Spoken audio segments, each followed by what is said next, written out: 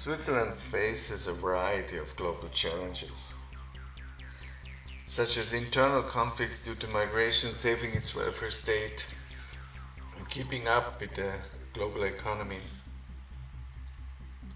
But let's say something different today. Let's just paint some new thoughts. Writing an essay means that it's not sure where you're going to end up. As a social worker for a local government, I met Franciscan monks. Before food, they prayed. One passage from the Bible they often quoted was, "What will it profit a man if against the whole world yet loses his very self?" The Swiss people are entrapped by instant consumerism. Like robots, they follow the newest fashion and shopping trends. Virtual and real images of perfection are displayed everywhere, which trigger a feeling of competition but also puts Swiss identity into question. Global corporations run the minds of the Swiss people. The constant craving for the newest toy to play with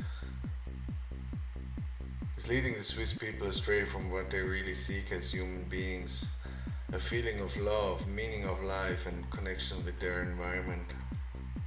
At the same time, their workplace radiates indifference. And a quiet question arises: who needs me? Because no reason or explanation is needed anymore to hire or fire anyone. Such practices diminish the sense of mattering as a person. The flexibility that companies demand now is making each individual disposable. Most people have lost touch with the direct result of their work. Employees need to work faster, be more productive, and need to self-improve. People therefore experience a loss of control, fear, and depression.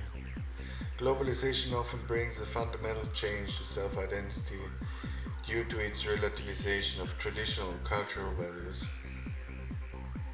People sense that their traditional beliefs are branded absurd by global media.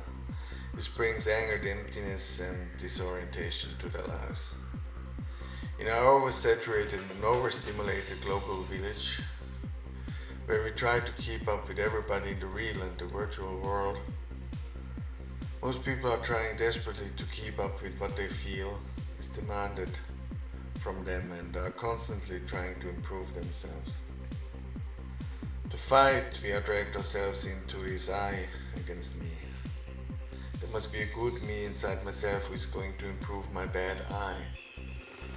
But who exactly is the self, behind the self watching the self? It's not Big Brother who is watching, it's Big Me. Now then, which global challenge affects Switzerland the most? It's the disappearance of the self and the gift of living a life of one's own. The loss of personal identity affects and transcends everything we are do. It destroys the foundations of our confidence and erodes our knowledge. The meaning of our lives has become an act of consuming. People turn for self-realization the same way they wanted new sunglasses last month. A growing number of the Swiss people live on government welfare, but still want to participate in the consumer society. With the loss of self-identity due to globalism, important building blocks of the Swiss society like solidarity have disappeared. These days, more people feel entitled to an unconditional basic income. Bowman argues that society engages its members primarily as consumers. Bukowski says, how could a person enjoy to make lots of money for somebody else, and were asked to be grateful for the opportunity to do so. Many welfare clients have no connections to the world of work. They are alienated and mostly think it's the system's fault, not their own. What makes this challenge difficult to solve for a social welfare office? Because you cannot fix fundamental society problems with welfare. A subcategory of the system cannot repair the entire system. Social welfare is part of the activating state. Remember the croquet game in Alice in Wonderland with the flamingos as mullets and porcupines for balls? So the flamingos would bend their necks and the ball would walk away because it was a hedgehog. What are the biggest assets your organization has in solving this challenge? Money, but sometimes money does not solve problems but postpones them. For instance, heroin was once functioning as a consumer good in Switzerland. Methadone programs that follow turn junkies into government-sponsored addicts. Does the government make things better for the individual or not? Zola says that the liberal premise is based on Rousseau, that the real problem with the world is that the institutions are wrong, and if the institutions were right, then there would be nothing to make us unhappy. The conservative view is a night watchman stating each individual is responsible for his own happiness. A possible solution for the disappearing self, a Zen master said to his pupils, if you say this stick is real, I beat you.